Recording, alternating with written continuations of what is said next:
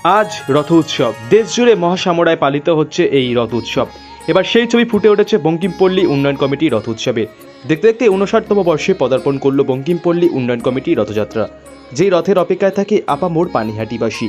এবং এই রথ উৎসবকে ঘিরে কাতারে কাতারে দর্শনার্থীরা ভিড় জমায়।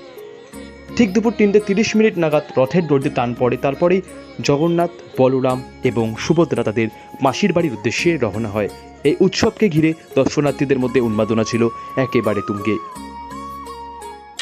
অবশ্যই এটা আমাদের তো একটা প্রভু জগন্নাথ দেব তার মাসির বাড়ির উদ্দেশ্যে রওনা দিলেন দাদা বলভদ্র এবং বোন সুভদ্রা মাকে নিয়ে। এটা আমাদের কাছে সত্যি একটা আনন্দদায়ক। আর এটা 59তম বছরে পদার্পণ করলো বঙ্কিমপল্লীর উন্নয়ন সমিতির পরিচালনায় এই রথযাত্রা উৎসব এবং বঙ্কিমপল্লী জগন্নাথ বাড়ি বলে এটা বিখ্যাত। এবং এই উপলক্ষে একটা বড় মেলাও হয় বঙ্কিমপল্লীর মাঠে, এবং সারা বঙ্কিমপল্লীর মানুষ এই আজকের থেকে এবং উল্টো রথ অব্দি আনন্দ সহকারে এই উৎসবটাকে পালন করে প্রভু জগন্নাথ দেব, প্রভু বলভদ্র, মা সুভদ্রা মা। প্রার্থনা করে সকলে ভালো থাকুক, সকলে সুস্থ থাকুক। অবশ্যই এটা আমাদের কাছে একটা বড় পাওনা। আমরা সকলে টিকিট আগে থেকে কাটতাম, বাসের টিকিট, ট্রেনের টিকিট, গাড়ি বুক করে সবাই পুরী ছুটতাম।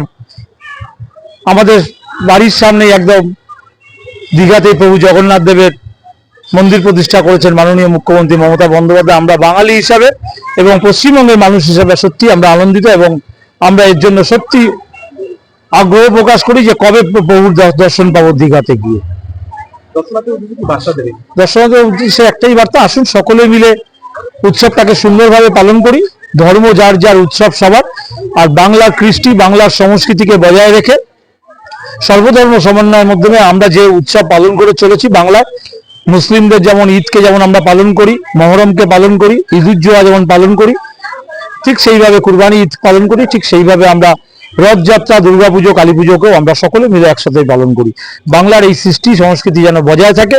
ধর্মের নামে যারা বাংলাকে বিভেদ করার চক্রান্ত করছে তাদেরকে আমরা বলি, আসুন রথযাত্রা দেখে যান। বাংলার সমস্ত স্তরের মানুষ আজকে পথে নেবে রথযাত্রায় প্রভু জগন্নাথ দেবের শরণাপন্ন হয়েছে। প্রভু জগন্নাথ দেব তুমি আমাদের কৃপা করো, আমরা সকলে ভালো থাকি, সুস্থ থাকি। আগামী দিন বাংলায় যেন শস্য শ্যামলায় ভরে উঠুক বাংলা।